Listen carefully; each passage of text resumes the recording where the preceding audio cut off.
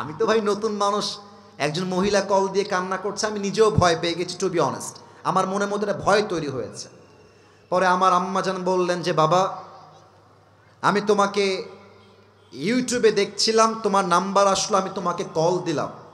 আমি মূলত এই মুহূর্তে আইসিইউর রুমে অ্যাডমিট আছে, এখানে ফোন অ্যালাউ না, যদিও এখানে কথা বলা অ্যালাউ না, বাট আমি তোমার সঙ্গে কথা বলছি জাস্ট একটা বিষয় শেয়ার করার জন্য। বাবা, আমার ব্লাড ক্যান্সার হয়েছে, আর ক্যান্সারের জন্য ডাক্তার আমাকে বলে দিয়েছেন আপনি সর্বোচ্চ 7 দিন বাঁচবেন।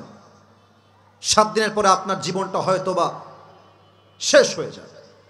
এই কথা বলছে আর কান্না করছে, হাউমাউ করে করে কান্না করছে। তখন আমার এই আয়াতটা মনে পড়লো, মা ওয়াদ্দাআকা রাব্বুকা ওয়া মা ক্বালা। আমি বললাম আম্মা জান, আপনি কান্না একটু বন্ধ করেন, আমি 2টা কথা বলি, একটু শোনেন। আমি বললাম আম্মা জান মাথায় রাখবেন, 1 নাম্বার কথা, হায়াত আর মওতের মালিক কোনো ডাক্তার নয়। হায়াত আর মওতের মালিক একজন। আওয়াজ দিয়ে বলেন সবাই, তিনি কে? আম্মা জান, ডাক্তারের কথায় আপনি আপনার ভরসা আশা হারাবেন না। স্টপ ক্রাইং, থামেন। 2 নাম্বার, মনে রাখবেন, আমি তো মাঝে মাঝে আমার ওয়াজে বলি, ভালো সময়ে আই লাভ ইউ বলার মানুষের কোনো অভাব হয় না, আর খারাপ সময়ে আপন মানুষগুলোকে হারিকেন দিয়েও খুঁজে পাওয়া যায় না। আম্মা জান, আপনার মনে হচ্ছে আজকে আপনার সন্তান আপনার পর হয়ে গেছে, আজকে আপনার মনে হচ্ছে ক্যান্সার হওয়ার পরে আপনার আপন স্বামীটাও আপনার পর হয়ে গেছে। মনে রাখবেন, দুনিয়ার সবাই যখন বান্দার হাত ছেড়ে দেয়, তখন তার হাতটা আল্লাহ নিজেই ধরে নেয়। আপনি টেনশন করবেন না। মা ওয়াদ্দাআকা রাব্বুকা ওয়া মা ক্বালা। আপনার রব আপনার সাথেই আছে, ইনশাআল্লাহ আপনার কিছুই হবে না। কথা বলে ফোন কাট, আর কোনো কথা হয় নাই। 2-3 মাস পরের কথা, একদিন আমার ফোনে আবার কল আসছে। কল রিসিভ করলাম। নর্মালি অ্যাজ ইউজুয়ালি আমি কল রিসিভ করি, আসসালামু আলাইকুম, কে বলছেন? বলছে বাবা, ওয়ালাইকুম আসসালাম, তুমি কি আমাকে চিনতে পেরেছো? আমি বললাম মা, না, আমি তো আপনাকে চিনতে পারছি না, আপনি কে?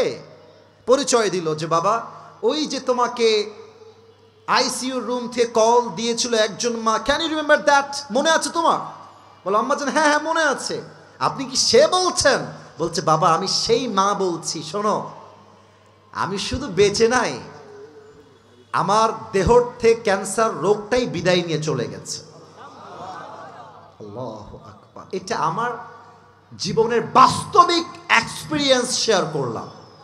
তো যাদের আজকে ব্যবসা আটকে আছে, যাদের আজকে চাকরি হচ্ছে না, যেই মেয়েদের বিয়ের বয়স হওয়ার পরেও বিয়ে হচ্ছে না, যেই যুবকদের বিয়ে করার ইচ্ছা থাকা সত্ত্বেও বিয়ে হচ্ছে না, মাথায় রাখবা, তোমার বিপক্ষে সবাই থাকতে পারে, বাট তোমার পক্ষে এবং তোমার সঙ্গে আছে একজন। আওয়াজ দিয়ে বলেন সবাই, তিনি কে?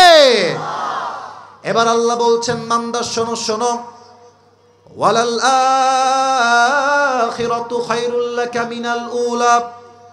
আচ্ছা আপনারাই বলেন, এটা কি পরকাল না ইহকাল? কে বলতে পারে দেখি তো? এত সহজ উত্তর তাও দিচ্ছেন না আপনারা। আপনারা কি খাওয়া দাওয়া করেন নাই ভাই? আচ্ছা বলেন আমাকে, খাওয়া দাওয়া করেন না নাকি? বুঝতে পারতেছি। আর একবার বলছি, এটা কি পরকাল না ইহকাল? এটা কি আখিরাতের জীবন চলছে না দুনিয়ার জীবন চলছে? এবার আমি যশোরের সাউন্ড পেয়েছি, এবার পেয়েছি। আমাকে জবাব, এই ছেলে, এই বসো। না না, তোমার 1 নাম্বার লাগবে না, তুমি বসো এখানে। বেটা ফাঁকিবাজ, তোমার তো বউ না, তুমি যাও কোথায় মিয়া? বউ নাই, চুপচাপ এখানে বসে থাকবা।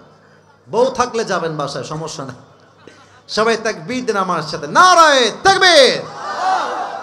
আমাকে বলেন মুরব্বী আব্বা জান, যুবক ভাই, দুনিয়ার জীবনটা কি বেশি উত্তম না আখিরাতের জীবন বেশি উত্তম?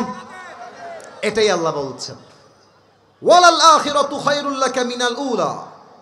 The life of hereafter is much more better than this worldly life.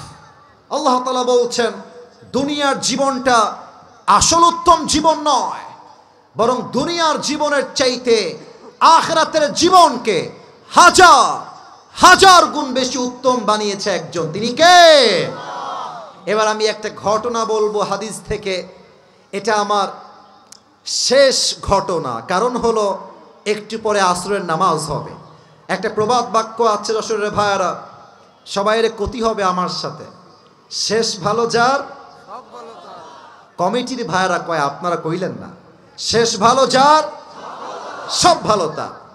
আমাকে বলেন তো, কিয়ামতের দিবসে বান্দার জান্নাতে যাওয়ার জন্য 100 আমলে কত আমল লাগবে? 51। কে বলছে 51? একটু হাত তুলো তো। 51 কে বলছো? কি নাম তোমার ভাই? মাশাআল্লাহ, সে বলেছে 100-তে 51। That is the right answer. এবার সবাই উত্তর দিবেন। পরকালে জান্নাত পাওয়ার জন্য বান্দার আমল নামায় 100-তে কত পাওয়া লাগবে? 51। একজন বান্দা কিয়ামতের দিন দাঁড়াবে। এটা বড় মর্মান্তিক হাদিস, আজীব এক ঘটনা। ওই বান্দার আমল নামা দুইটাই সমান সমান হয়ে যাবে।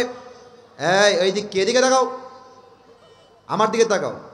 হাসি না, খবরদার, তোমরা ফালতু ভেবো না আমাকে। মজার সময় মজা, সিরিয়াস মোডে সিরিয়াস হবা। এখানে মিডিয়ার লোকরা আছে, কোনো অভদ্রতা চলবে না এখানে। কথা বলছি তাফসীর থেকে, প্রত্যেকটা কথা এখান থেকে নয়, কলিজার থেকে শুনতে হবে সবাইকে, ঠিক কিনা বলে? এখন আমি মজার মুডে, চুল পরিমাণ নেই মজার মুডে। কথা শোনেন, শেষ কথা, দোয়া করব। ভালোবাসা নিয়ে এসেছি, ভালোবাসা নিয়েই বিদায় নিব।